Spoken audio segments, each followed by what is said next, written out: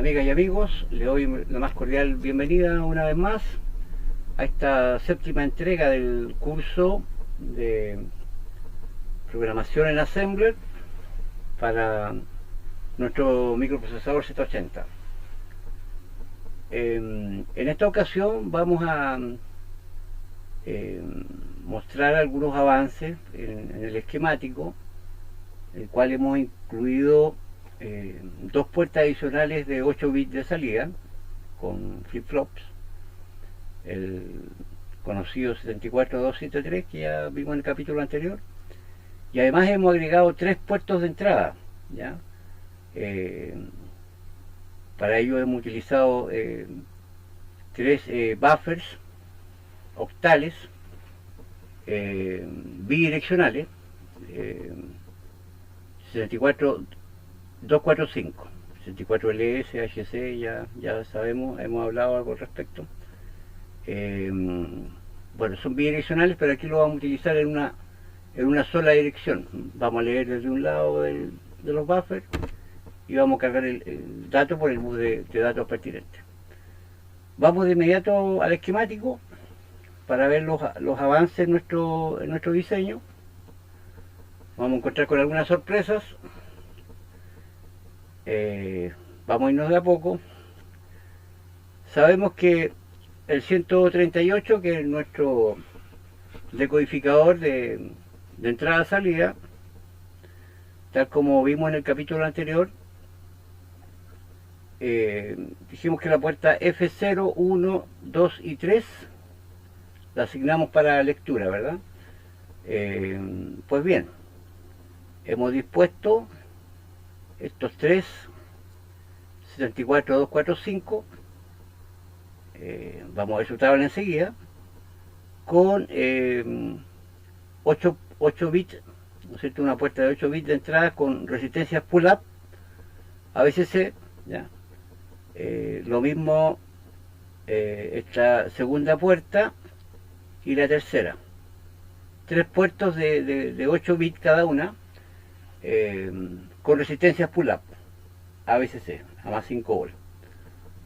De aquí reservamos, vamos a comentar de momento, esto lo vamos a ocupar más adelante, los 4 bits menos significativos de esta primera puerta los hemos asociado con una función de interrupción, ¿ya? Para ello nos hemos valido de algo que ya teníamos dibujado en el capítulo anterior, era este 6421, el cual en condiciones normales, al estar ese pack de resistencias en pull-up en 1, me va a estar dando normalmente unos en la salida, y esta salida va a ser va a estar interconectada con la entrada de interrupción de nuestro microprocesador.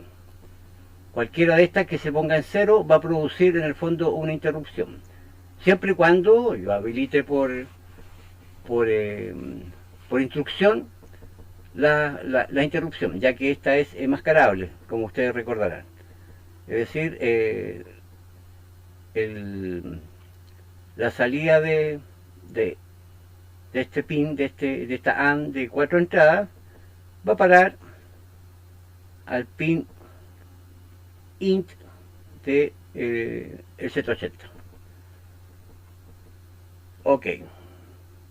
También hemos agregado 2 puertos adicionales de 8 bits, 74273, para dar función a un display de 16 líneas por 16 caracteres por 2 líneas, ¿ya? Quien tenga posibilidades de adquirir un display, ojalá de 2 por de 40 por 2, de 40 por 4, que tenga un display bonito, un display grande que permita más capacidades, podemos darle usos más extensos, ¿ya? Para que nuestros mensajes sean tengan espacio suficiente en un display de este tipo. Lo consideré mejor que estar ocupando el típico display de 7 segmentos, ánodo común o cátodo común, ya que me permite trabajar ya con periféricos directamente que me otorgan otro tipo de funcionalidades, ¿ya? Más allá de los caracteres que es posible, la limitancia que yo tengo en un display de 7 segmentos, que hay caracteres que no puedo exhibir. El display de 16 por 2 genérico o superior a ello, qué sé yo, hay de 20, de 40 caracteres por 2 líneas, por 3, por 4, etcétera. Es mucho más, nos puede resultar mucho más útil, ¿ya? Por lo de pronto, 16 líneas, 16 caracteres por 2 líneas es suficiente, ¿ya? Todo va a depender del bolsillo, aunque he calculado el coste total de la construcción de un sistema mínimo como este no debería alcanzar ni siquiera los $30, ¿ya? Por lo menos aquí lleva el peso aquí en Chile llevado a dólares norteamericanos, me lleva a esa cantidad, ¿ya? No debiera excederlo en ningún caso los $30, montar este sistema completo, que el cual yo he presupuestado, ¿ya? Faltan algunas partes todavía que agregar, pero son cosas mínimas. De hecho, la cantidad de integrados que aquí encontramos, de componentes, tenemos 3 buffers más 3. Ese es un solo integrado, ¿ya? Este 6414, HC14, es un solo integrado. 6421 son 2, 6438 son 2, 374245, 374273. Un display, unos LED, ya que esta puerta, nuestra primera puerta de salida, la que vimos en el capítulo anterior, ya le asignamos una funcionalidad con LED, ya, para poder trabajar directamente con bits y poder visualizarlo externamente. El tema del display lo vamos a ir agregando más adelante. De momento, inclusive, si alguien arma este circuito, se puede hacer por etapas. De momento, con una puerta de salida y una de entrada, basta y sobra para los capítulos que van a venir, ¿ya? Para hacer ensayos. Si alguien tiene la posibilidad de llevar esto al Protel, me parece que en la red existe alguna emulación del Z80 realizada en Protel. Si alguien dispone de ella, si la pueden compartir con los demás usuarios, dejar un enlace para que quienes no puedan diseñar esto, llevarlo a la práctica por una cuestión de costo, pueda por lo menos emularlo con un display, con un teclado, para que el aprendizaje se realice de una manera práctica, ¿ya? Que es la idea principal que yo tengo. Yo voy a dejar igual, cuando esté terminado este esquemático, que ya queda poco, voy a dejar la PCB muy optimizada para que sea un tamaño bien pequeño, bien reducido, para que localmente puedan imprimir sus fotoherramientas, mandar a hacer esta PCB y montar los chips y tener un sistema mínimo basado en el Z80, que puede ser de entrenador, puede servir para algún colegio, alguna entidad estudiantil, para todos aquellos interesados que necesiten practicar directamente con el hardware. En caso de no poder realizarlo y llevarlo a cabo, por lo menos puedan emularlo con algo como el Protel o similar, ¿ya? Yo este circuito igual lo voy a hacer porque deseo donar después algunas PCB para al final ya de este curso vamos a hacer un concurso y a las personas que estén inscritas vamos a hacer un pequeño sorteo y vamos a mandar estas PCB listas para montar a los a los participantes, ¿ya? De este curso.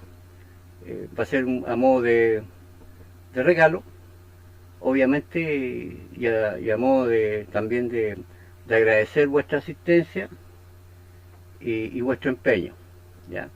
Así que el que quiera participar de esto, comience a registrarse y a enviarme sus datos por correo electrónico. La idea es que manejemos esto en forma interna, no exponer sus correos tan abiertamente. Yo voy a dejar el mío para que ustedes puedan mandarme sus datos e inscribirlos para participar en este sorteo, ¿ya? Pero eso va a ser más adelante, ¿ya? De momento vamos a proseguir con el curso en cuestión. Pues bien, llegado a este punto, dijimos que nuestro primer puerto de escritura que habíamos visto en el capítulo anterior, si mal no recuerdo, era el F4, que correspondía a write por 0, ¿cierto? Write por 0 entraba a este inversor y salía en write enable 1. Bueno, agregamos dos más, que es write por 1 y write por 2. Esta salida van a esta entrada de estos otros dos buffers, que en el fondo es un solo 7414, ya lo vimos, porque el 7414 internamente trae 6 de estos buffers, ¿ya? Así que estamos utilizando un solo chip. Y las salidas correspondientes a write por 1 y write por 2 son write enable 1 y write enable 2, que corresponden a estos otros dos puertos, write enable 1 y write enable 2, ¿ya? Que es exactamente lo mismo que la habilitación que hicimos para nuestro primer puerto de escritura, ¿ya? Con la diferencia que el cambio que aquí hicimos también en el puerto de escritura fue agregar 8 resistencias en serie con un diodo LED, conectadas con el ánodo común a tierra. Es decir, cada vez que tengamos un 1 en cualquiera de estas salidas, el LED se va a activar, ¿ya? Y vamos a poder visualizar directamente datos. Mientras tanto, después vamos a poder ver ya el dato en hexadecimal en un display, pero para motivos de ensayo, para comenzar, no va a bastar y sobrar, no basta y no sobra trabajar con una puerta de 8 bits con 8 LED para visualizar los datos que vamos a ir escribiendo, ¿ya? También vamos a ir leyendo datos, por eso que por lo menos vamos a contar con una puerta de entrada, ¿ya? De momento, si alguien se interesa en comenzar a montar este proyecto, que yo todavía la PCB no la he realizado, puede pensar en montar zócalos simplemente para estos chips y dejar esos espacios vacíos, y en la medida que se tenga algunos centavos más ir adquiriendo estos chips, aunque son muy económicos, esto es muy barato. Pero todo esto está pensado de que sea escalable, sea llevadero en el tiempo, ¿ya? Por cuestiones de costo y también por cuestiones de lo que implica armar esto, si se va a armar en forma manual, tirar el cableado, después revisarlo todo, lleva muchas horas de trabajo. Es conveniente hacerlo en un PCB, ¿ya? Pero he visto genios que hacen maravillas con cables tirando pin por pin. Yo la verdad ya no tengo esa paciencia de antaño, pero no quita que alguien lo pueda realizar a mano, ¿eh? Si es que gusta, con las dificultades que conlleva una tarea de este tipo, ¿ya?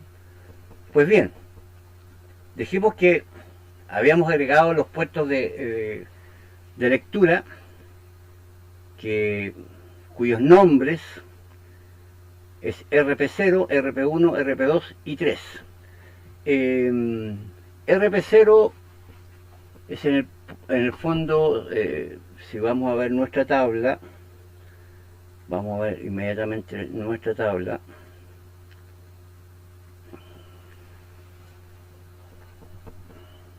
Aquí la tenemos. Vamos a amplificar la imagen. Ahí está. Los puertos de lectura que asignamos fueron el F0, 1, 2 y 3. Bueno, en este caso vamos a utilizar desde F0 hasta F2. ¿Ya? Aquí tenemos los 3 74245. ¿Cómo funciona el 74245? Aquí tenemos el databook. ¿Ya? Como ya les comenté hace unos capítulos atrás, en el enlace dejé este manual de TTL para todo aquel interesado que necesite tener este manual a mano. Es muy útil. ¿Ya? Dice que es un transceptor, ¿no es cierto?, octal bidireccional, con entradas salidas tri-state. Bueno, ¿en qué se traduce esto? A grandes rasgos es que el output enable requiere de un low para tener en cualquiera de los dos lados salida. Yo puedo elegir desde A0 hasta A7 como salida, o puedo elegir desde B0 a B7 como salida. Esto es bidireccional. Si yo, el pin TR, que es el 1, ¿ya?, está en bajo, está en 0, todo lo que tenga esté en el bus B, ¿ya?, va a ir hacia el bus A. Todo lo que esté aquí, todo lo que lea aquí, ya sea esto vaya 0 o vaya 1, va a salir por acá, ¿ya? Va a salir desde A0 hasta A7. En la misma forma en que entra, esa misma forma paralela va a salir. Y si el pin TR está en alto, todo lo que esté en A, digamos, los estados que tenga A, van a salir por B. Y esa fue la opción que yo elegí. Es decir, voy a conectar el bus de datos desde B0 a B7 para leer estas entradas, desde A0 hasta A7. Para ello, una vez que el pin TR ya lo dejo en alto, automáticamente tengo esta dirección, desde A a B. Luego, para poder leer este dato, el pin 19, Output Enable, debe aplicarse un 0. Al aplicarse un 0 en el Output Enable, puedo leer todo lo que tenga el bus, los datos que tenga el bus en A hacia el bus B. Y nada más. Y cuando el Output Enable esté en alto, va a estar esto en tri-state. Por lo tanto, no me va a interferir con las demás funcionalidades, con lo que es memoria o con las otras puertas de entrada y salida. Así que perfecto. Esta es una tabla muy, muy sencilla. La salida en corriente, acá me indica que son alrededor de 64 miliamperes, ¿ya? 24 miliamperes para el puerto A, si lo ocupáramos como salida, y 64 miliamperes para el puerto B. Pero como lo estamos utilizando como entrada, no nos basta y nos sobra. Es decir, lo que vamos a exigir aquí de corriente es la nada misma. A diferencia del 64273, vamos a ver inmediatamente el 273, que lo vamos a utilizar con LED, ¿cierto? No miento, el 273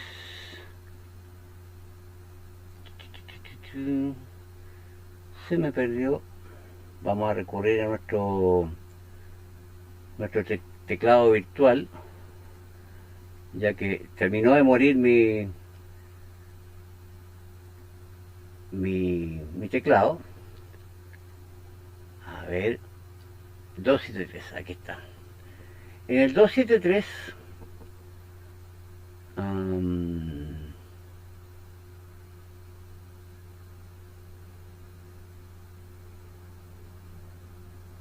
acá tenemos, bueno, nos dice que tenemos en la corriente de salida en estado alto, nos da entre 54 y 74 miliamperes, ¿ya? Con una variación máxima de menos 0,4. Esa sería la corriente disponible. Cuando ponemos un 0, también tenemos entre 54 y 74 miliamperes. Eso es más que suficiente para encender un LED, ¿ya?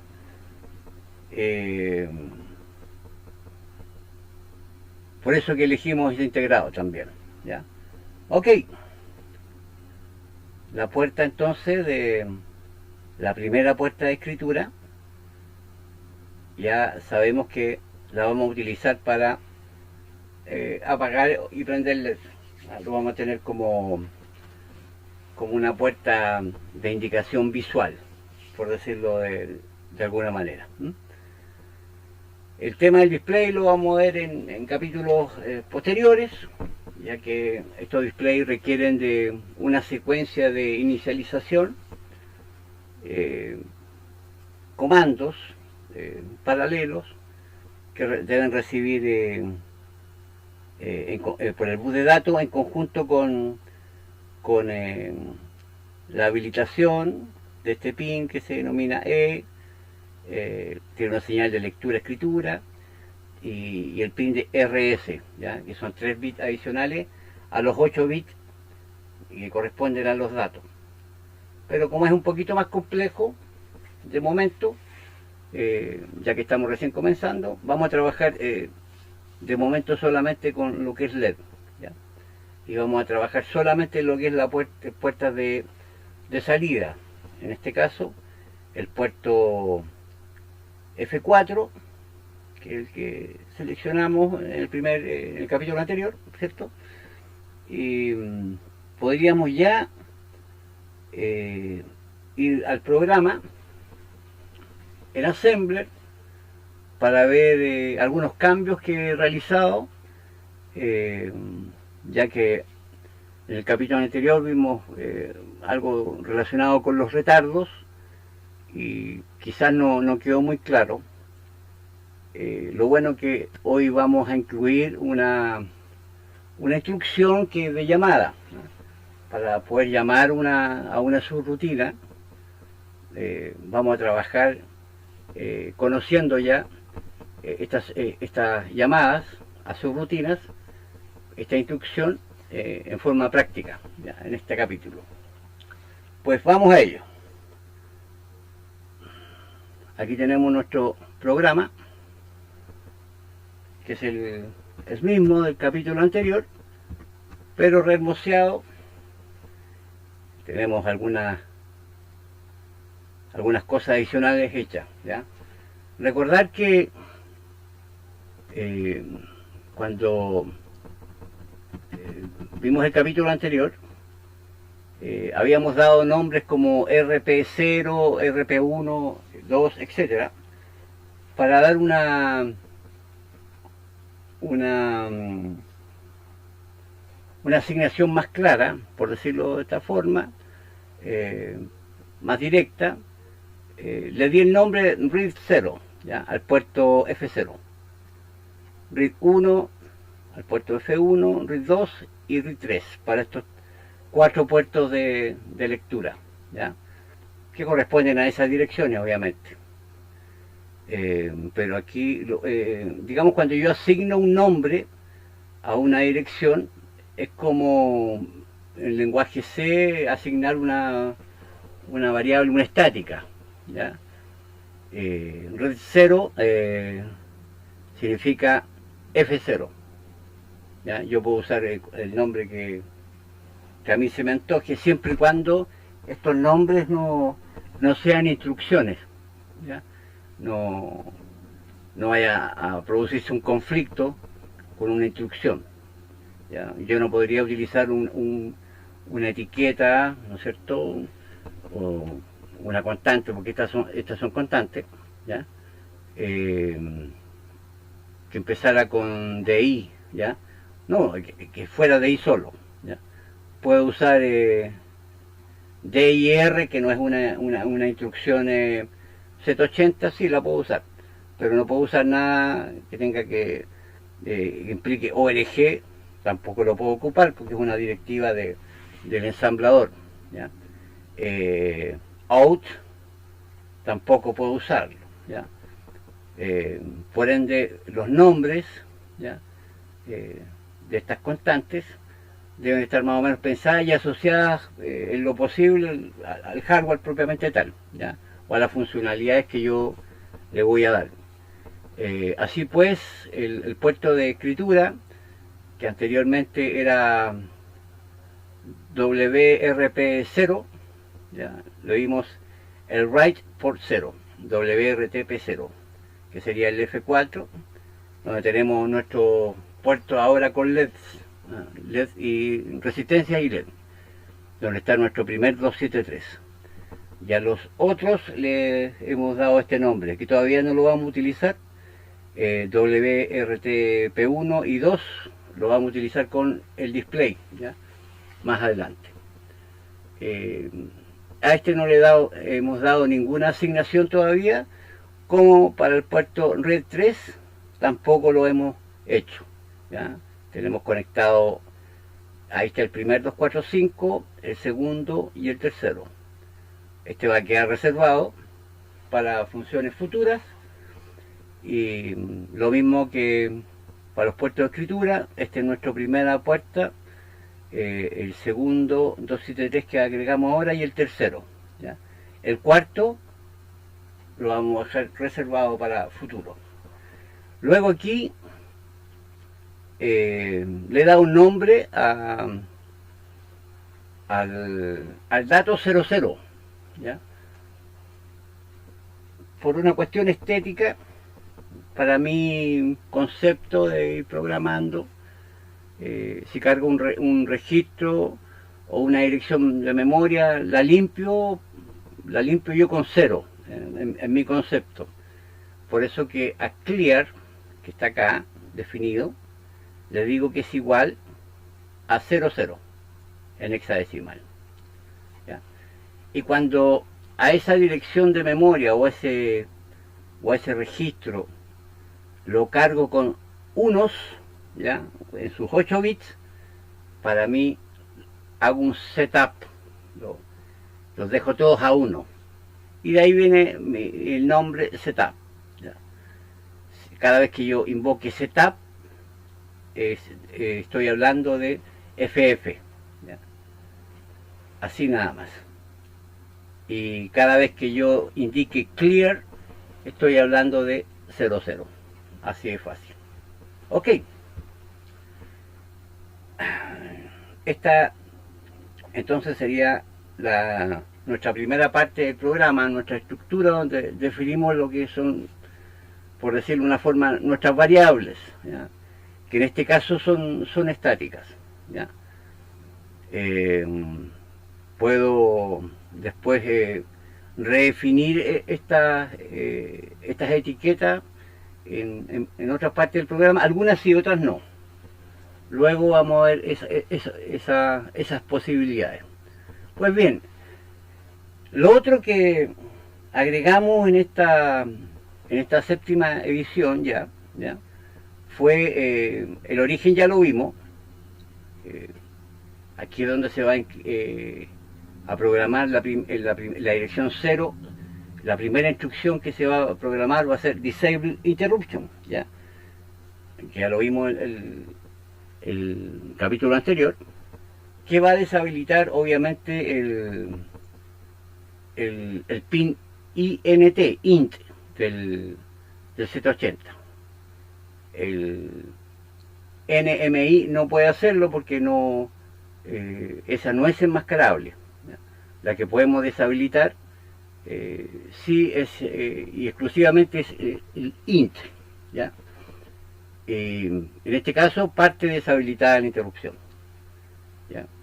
Y recordemos que en ese pin tenemos conectado una AM de 4 entradas, ¿ya?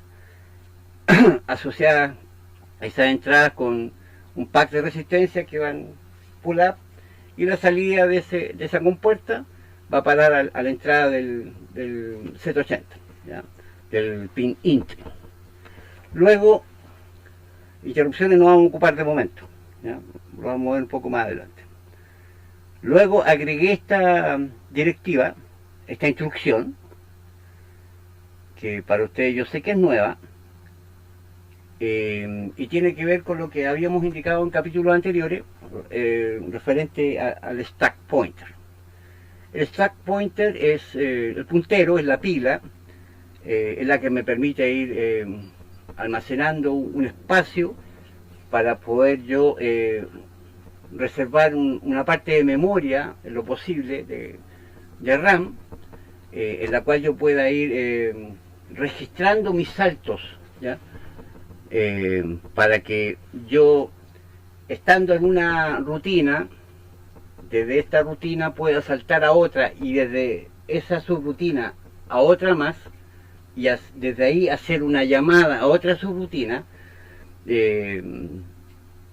La verdad es que debo tener un respaldo en memoria que me permita, no a mí, sino que al procesador, recordar, entre comillas, dónde estaba el program counter en el primer salto, antes de llegar al segundo, antes de la tercera llamada, y antes de la cuarta, quinta, y así sucesivamente. Para ello reservamos un espacio al final de la memoria RAM, que en este caso sabemos que el final de la memoria es FFFF, que ahí está el término de nuestra memoria RAM, ¿ya? Estoy ocupando desde FD00, ¿ya?, hasta FFFF. O sea, es un espacio más que considerable, más que suficiente para usarlo como pila. Es decir, todo el espacio comprendido entre FD00 y FFFF ya no voy a hacer uso, ¿ya? En nuestro programa no vamos a usar ese espacio, lo vamos a reservar para el stack pointer. Por ende, lo definimos en el ensamblador, ya que sabemos que forma parte del término de nuestra RAM, son las direcciones ya las más altas. Ese espacio lo vamos a reservar exclusivamente para el stack pointer, y ese es el motivo de haber seleccionado esa dirección tan elevada, ya, casi al final, en la cola, FD00 hexadecimal. Y bueno, desde aquí nos saltamos a inicio, ¿ya? Nuestro inicio, que está acá, va a comenzar en la dirección 100, ya que se antepone a esta etiqueta de inicio, esta subrutina o rutina principal. El origen es la 0100. Por ende, la instrucción, la primera instrucción, el de la dirección 100 en la memoria, va a ser LDC, setup. Y setup no es más que FF, ¿ya? Es decir, el registro C se va a cargar con FF, ¿ya? Luego el acumulador se va a cargar con lo que contenga C. En este caso va a cargarse con FF, que es lo que acabamos de cargar en C. Vamos a decrementar el acumulador. Si el acumulador tiene FF, va a quedar con FE, ¿ya? Si hacemos el primer decremento. Y FE lo voy a cargar en C. O sea, voy a ocupar el mismo registro C que antes tenía FF. Ahora lo voy a cargar lo voy a volver a usar este C como una especie de contador que va a ir en decremento, ¿ya? Partió en FF en el fondo, lo decrementé en el acumulador y lo volví a guardar en C. Es todo lo que vamos a hacer de momento. Es decir, C va a ser nuestro contador, recordemos eso. De hecho vamos a anotar aquí la cuenta que lleva, que va a ser FE, ¿cierto? Que va a ser el primer decremento. Lo vamos a dejar registrado ahí, ¿ya? Después vamos a volver a este lado, ahí vamos a explicar cómo es la vuelta. Pero bueno, luego otra instrucción: cargar el acumulador con clear, quiere decir cargue el acumulador con 00. ¿Ya? Este clear y setup lo definimos aquí, 00 y FF. Salida por WRTP0, que es esta, es nuestro primer 273, coma A, es decir, por esta dirección, ¿ya? Que corresponde a nuestra salida, la dirección apuntada, que es F4 en el fondo, va a salir 00. Y según nuestro circuito, si aplicamos ceros en esta salida, los displays van a estar apagados, porque están conectados a tierra, ¿ya? Para que tengamos LED encendido necesitamos aquí que haya unos. Por ende va a comenzar esto apagado. Luego llamamos una rutina, y aquí está recién, nos aparece la función de llamada, ¿ya? Vamos a llamar a una subrutina que se llama time x3, la cual produce un retardo, ¿ya? Que está calculada alrededor de un segundo para un Z80 que corra a 4 MHz, ¿ya? La rutina en el fondo específica es timex3, pero timex3 deriva de otras rutinas que también tienen que ver con tiempo. Lo vamos a ver inmediatamente. Una vez que ejecute esta instrucción, entonces, que ponga a 0 esa puerta, ¿ya? Va a llamar a timex3. Timex3 es esta rutina, ¿ya? Que va a comenzar en la dirección 3000, ¿ya? Y lo que va a hacer, va a llamar a la rutina, este timex3, va a llamar a nuestra subrutina timex2 dos veces, ¿ya? Lo va a hacer en dos ocasiones. Y una vez que termine de ejecutarla, va a retornar. ¿A dónde va a retornar? Cuando se llamó la primera vez a timex3, ¿cierto? Y el program counter se va a incrementar en 1 y va a volver a esa instrucción siguiente. Inmediatamente a la llamada va a volver aquí, una vez que encuentre el retorno en timex3. Timex3, ahí está el retorno. Esto quiere decir que timex3 va a llamar dos veces a timex2. Timex2 es una rutina que llama 6 veces a timex1, ¿ya? Es decir, timex1 lo que hace, que es la rutina base de los tiempos, es una sumatoria de decrementos, ¿ya? La primera instrucción que es importante es x AF, AF'. ¿Qué significa esto? Que el contenido del acumulador más los flags, que son los indicadores, nuestras banderitas, se van a intercambiar con los de los registros A y F', los registros de acumulador y flags alternos que tenemos en el Z80, ya que es importante conservar para efecto de lo que estamos ejecutando nuestros flags. Ya vamos a ver por qué. Luego vamos a hacer un intercambio con la instrucción EX. Esta instrucción es similar a la de arriba, pero en automático intercambia todo el contenido todo lo que contenga los registros B, C, D, E, H y L, ¿ya? Los va a intercambiar con A', esto está mal. Con A' no. Ahí sí. Con B, C, D, E, H y L. ¿Ya? Eso es todo lo que es esta instrucción. Automáticamente intercambia todo lo que contenga B, C, D, E, H y L con B', C, D, E, H y L'. ¿Ya? Esto lo hace en forma automática esta instrucción. Luego, la instrucción que viene es cargar el registro B con 00, ¿ya? Clear, asignamos que iba a ser 00, ¿verdad? Y va a tomar el registro B y lo va a decrementar.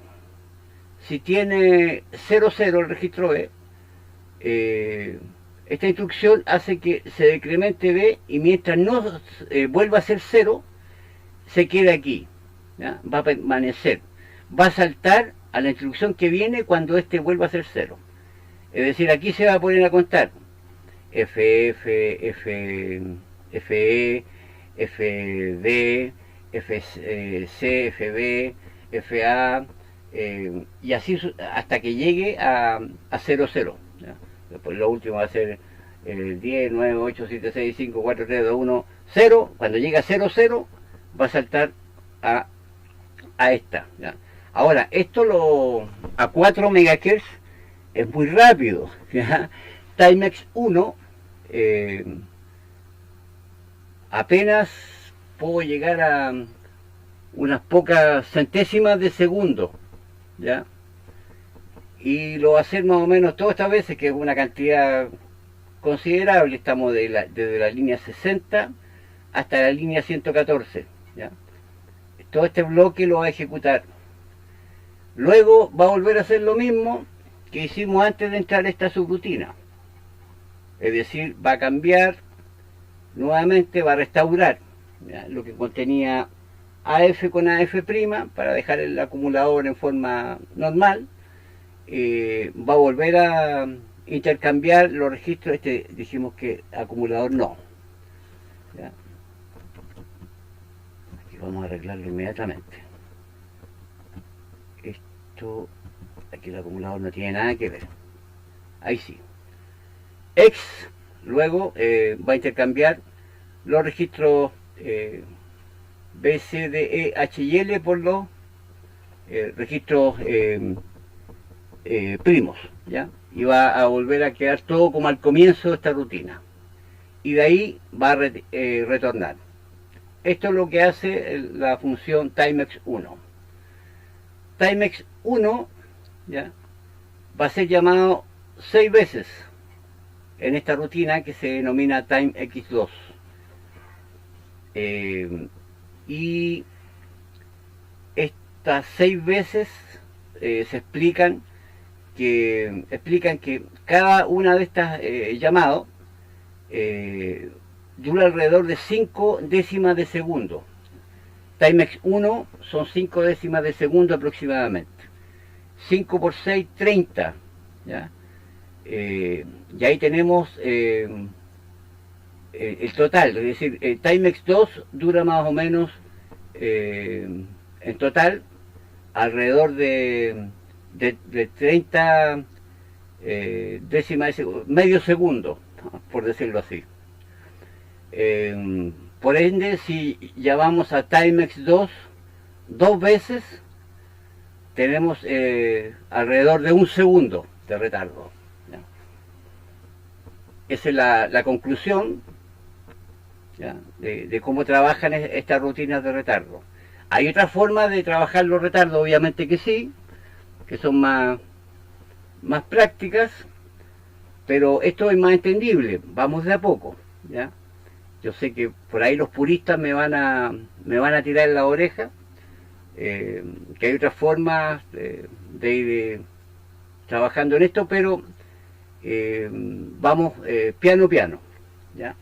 De ahí vamos a hacer esto un poquito cada vez más progresivamente, un poquito más complejo, ¿ya?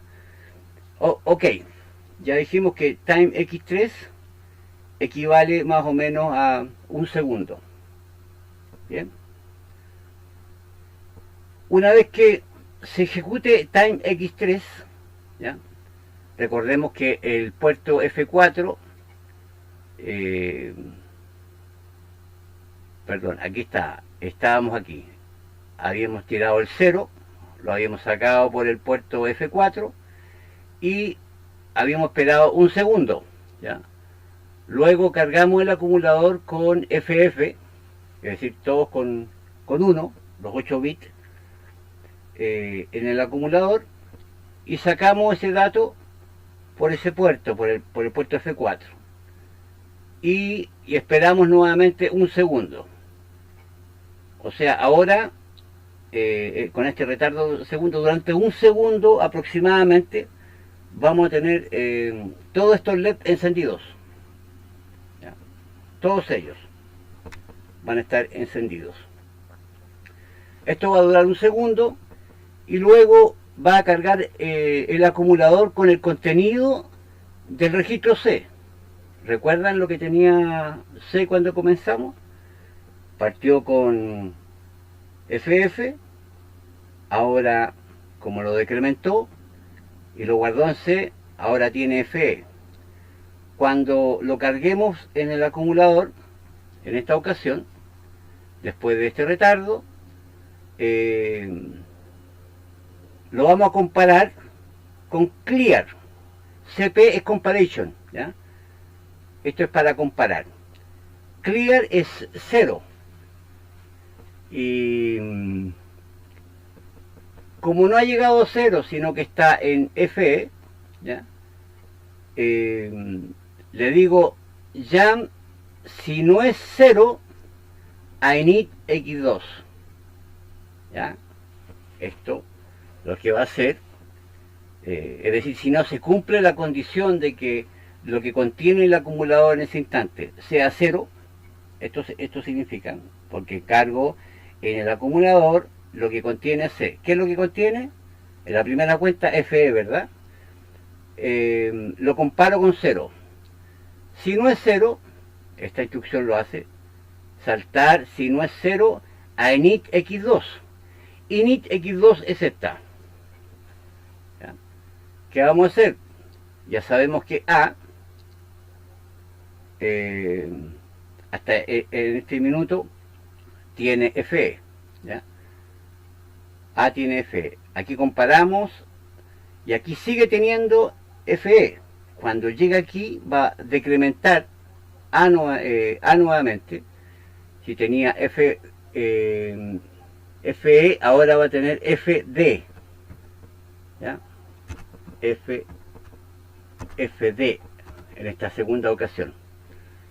Y lo va a cargar en C ese contenido, o sea, lo va a guardar, va a ocupar de nuevo C como contador y va a salvar ese contenido, y ese contenido es FD. Y luego va a realizar toda la rutina nuevamente, va a apagar el display, LDA con clear, o sea, va a cargar el acumulador con 0, va a escribirlo por la puerta, durante un segundo más o menos esos LED van a estar apagados. Y así se va a repetir este bucle hasta que llegue un momento en que el registro C sea 00. ¿Ya? Vamos a suponer que ha llegado a 01. Estamos a punto de llegar a 00. Vamos a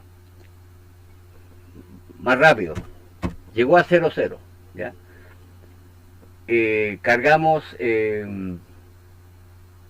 ese dato en C, es decir, ya el acumulador llegó a 0, ¿ya? Lo guardamos en el contador C, que es nuestro registro C. Nuevamente se ejecuta la instrucción de apagar los LED, esperar un segundo, encender los LED y esperar otro segundo, ¿ya? Luego cargamos en el acumulador el contenido C, que ya ha llegado a 0, ¿verdad? Una vez que ha llegado a 0, le digo, lo comparo con ¿qué? Con 0, que es clear, el nombre que yo le di, la etiqueta. Y va a ser verdadera aquí la comparación, porque cuando yo le diga jam, si no es 0 a init X2, ya no lo va a hacer, ¿ya? Va a saltar a la instrucción siguiente, ¿ya? En ese instante va a saltar esta instrucción, porque ya no va a ser 0, ¿ya? Es decir, no es verdad que no es 0, ahora es 0. Esto es ya si no es 0, pero ahora es 0, ¿ya? Ahora como es 0 va a saltar a esta instrucción. Cargar el acumulador con 0AAH. ¿Por qué le di este número, el hexadecimal, AAH? Porque va a tener el primer LED más del bit más bajo, ¿cierto?, de esa puerta. El bit más bajo, menos significativo, va a estar en 0, luego 1, 0, 1, 0, 1, 0, 1, 0. Va a estar encendido 1 por medio. Se va a cumplir la condición de que una cantidad de LED, la mitad va a estar en 1 y la otra mitad va a estar en 0. Por una cosa visual, ¿ya? Podría haberlo encendido todo, qué sé yo, pero era para diferenciarlo de lo que estaba ejecutándose anteriormente, que era o cargar todo con 0, es decir, no encender nada, o cargar todo con 1 y encender todos los LEDs de un viaje. Y en esta ocasión, una vez que se ejecute esta rutina, de hecho, yo esta instrucción de acá la colocaría en esta posición. Sí, me gustó más ahí. Ok. Cargo el acumulador con AA y saco el dato por F4. Y queda todos los LED encendidos, uno por medio, ¿ya? 4 encendidos y 4 apagados. Y ahora voy a dar un retardo de 2 segundos antes de saltar nuevamente a ejecutarlo todo de nuevo, ¿ya? Que la instrucción que viene ahora se llama jump inicio, repetir todo, ¿ya? O sea, ahora va a saltar a este punto y se va a volver a completar todo el ciclo, ¿ya? No va a salir de aquí. Esto lo podemos profundizar línea por línea nuevamente. Si alguien no lo ha entendido, me lo dejan en la sección de comentarios, cualquier duda que tengan, ¿ya? Pero esto es lo básico de cómo vamos a ir programando, ¿ya? De a poco vamos a ir agregando instrucciones nuevas, ¿ya? Las llamadas, recordemos que todas las llamadas de subrutinas deben tener un retorno, ¿ya? Un retorno. Se fijan ustedes que desde aquí el primer llamado que hicimos al time x3, time x3 llama 2 veces a time x2, time x2 llama 6 veces a time x1 y time x1 ejecuta todo esto. Para poder llevar la cuenta de dónde estamos y cuándo tenemos que volver, es necesaria la pila, el stack pointer. Por eso es muy importante tener muy bien definido esta sección en la memoria RAM. No es muy útil, para el programador, ¿ya? Saltos dentro de saltos y llamadas, dentro de llamadas, a veces sobrepasamos 6, 7 veces esta secuencialidad, ¿ya? Por ende debemos almacenar en alguna parte una forma, por decirlo de una manera, hacer un mapa, un dibujo de cómo volver, ¿ya? Y de esa forma emplea el stack pointer, el procesador utiliza la RAM en este caso, ¿ya? Pues bien, una vez que ya tenemos más o menos claro los primeros conceptos, lo que vimos en el capítulo anterior, más los de hoy, agregamos acá algo nuevo. Claro que lo escribimos en la dirección 2000, ¿ya? en la dirección 2000 es un espacio inferior a la memoria donde yo voy a usarlo para escribir un mensaje, ¿ya? En una dirección de la memoria ROM, ¿ya? Va a ser un mensaje que no va a cambiar, un mensaje establecido. Para ello ocupo la directiva define byte, ¿ya? Define byte empieza con comillas, coloco el mensaje, cierro comillas y le doy una dirección de término a discreción, ya que si voy a ocupar, por ejemplo, un display, después para mostrar estos caracteres, yo voy arrojando este mensaje en forma secuencial, lo voy sacando por el display, y mientras no aparezca 0 de 5 hexadecimal en este string, en esta cadena de caracteres, va a seguir arrojando caracteres en el display, ¿ya? Este, digamos, va a ser como mi dirección de término, ¿ya? El fin de esa línea.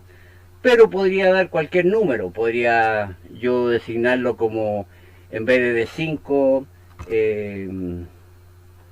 podría ocupar B5, ¿ya?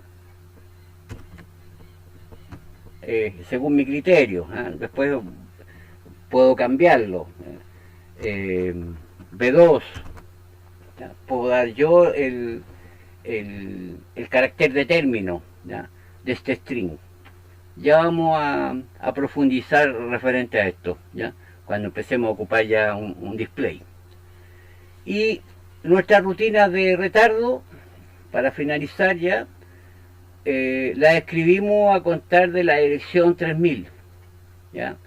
Es decir, el origen del espacio que reservamos para grabar este mensaje, ¿ya? Segundo programa en Assembler Z80, y mensaje a enviar por display, comienza en la dirección 2000 de la memoria. Ahí va a quedar grabada. Y en la dirección 3000 parten nuestras rutinas de temporización. Nuestra rutina principal parte en la dirección 100, ¿ya? Y eso es todo. Vamos a ensamblar esto, vamos a guardarlo y nos vamos a ir a abrir terminal.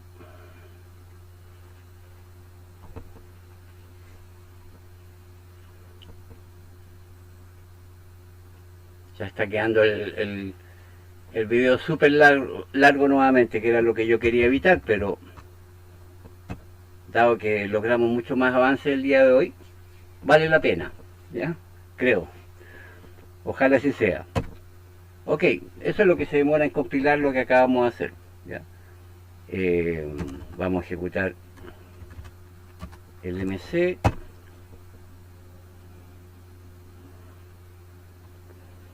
Y también, mientras esto, vamos a invocar al programador de chips, mientras tanto, para que después visualicemos el archivo X, ¿ya? El demo.x, para ver cómo se carga en la memoria, ¿ya? ¿Qué significa esto en el fondo? Todos estos caracteres que están acá son nuestras instrucciones. Aquí está nuestro programa en el fondo, ¿ya? Y estos primeros bits acá equivalen a la línea donde comienza.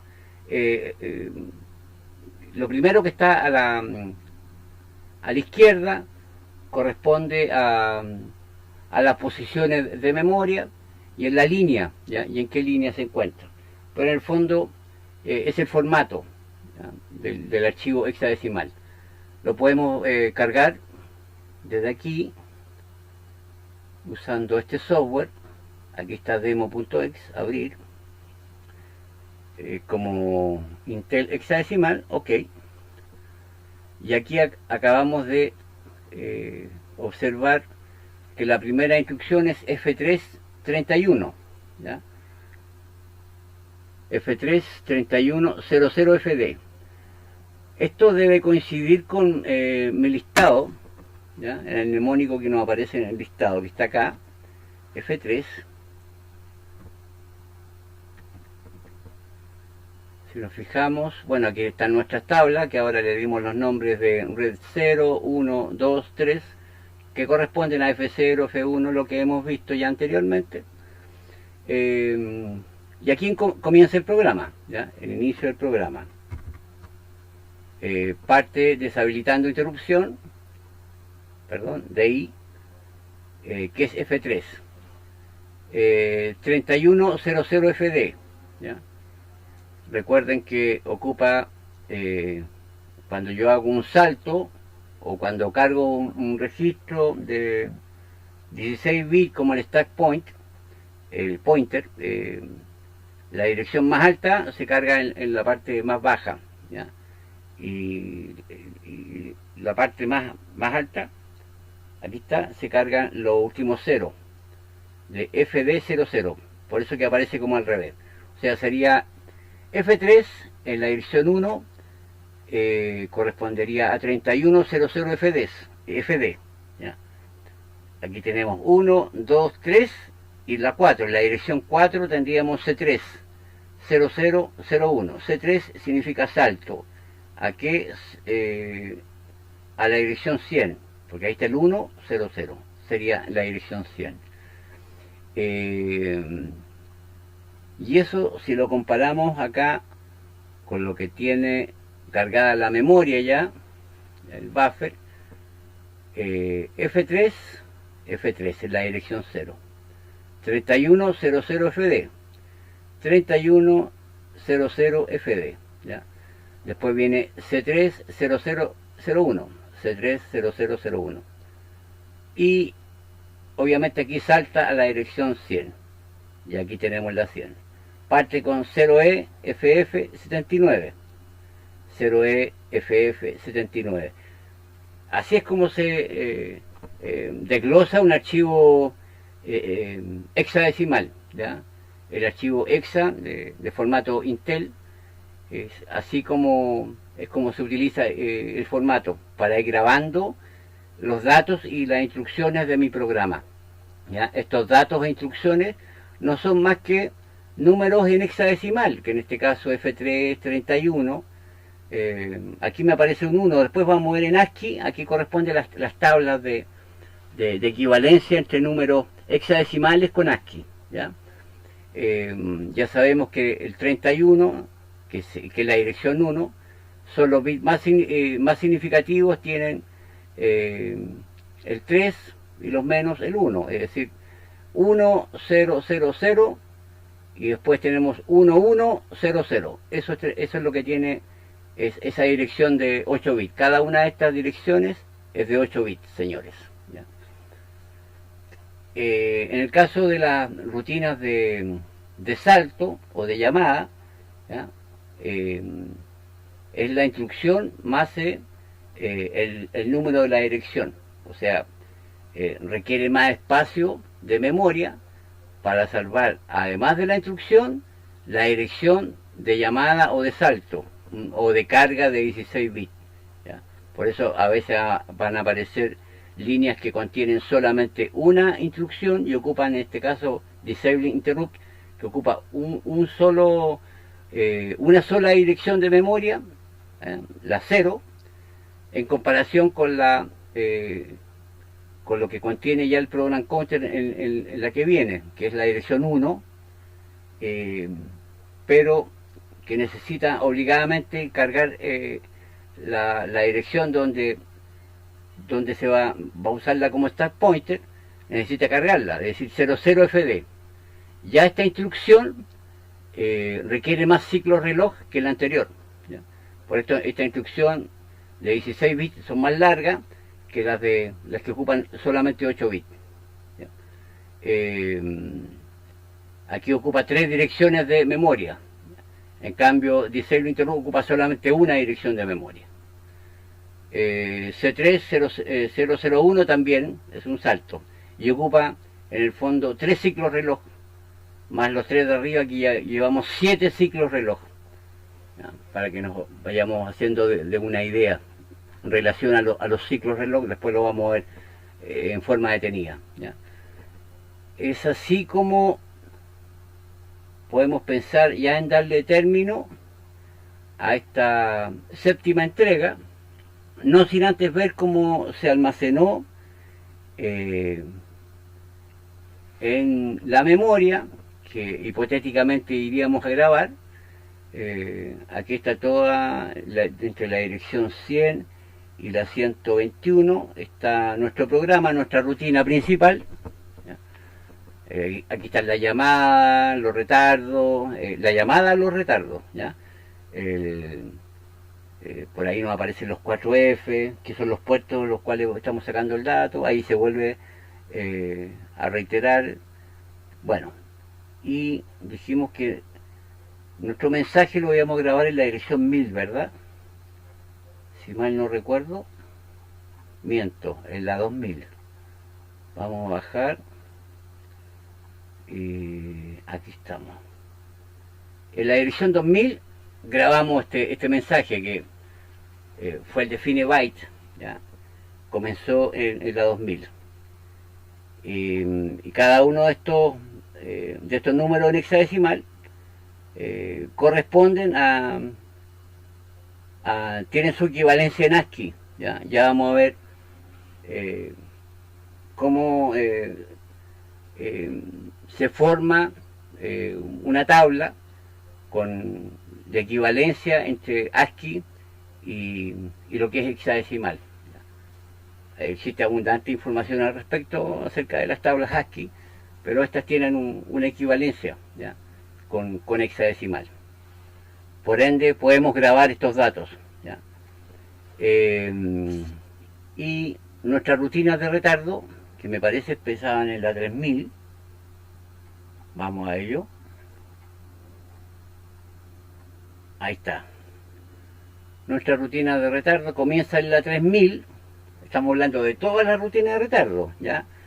Las que llevaban décimas de segundo, las centésimas de segundo, todo va desde la 3000 hasta la 3070, ¿ya? Entre la 3000 y la 3070 están todas, perdón, 3088. Esta es la última, entre 1080 88. Ahí terminan todas las rutinas de retardo, ¿ya? Que están aquí al final.